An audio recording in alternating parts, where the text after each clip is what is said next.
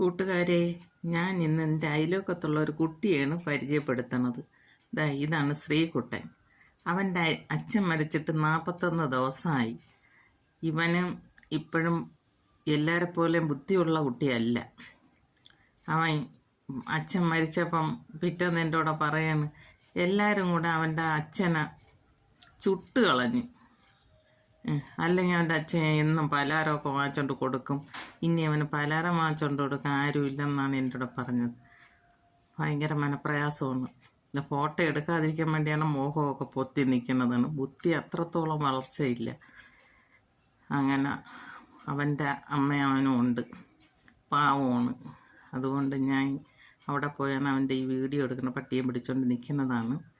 എല്ലാവരും എൻ്റെ ഈ വീഡിയോ ഇഷ്ടമെങ്കിൽ ലൈക്ക് ചെയ്യണം, ഷെയർ ചെയ്യണം. അവൻ എന്തെങ്കിലും കൊടുക്കാൻ പറ്റുന്ന സഹായം ഉണ്ടെങ്കിൽ കൊടുക്കണം.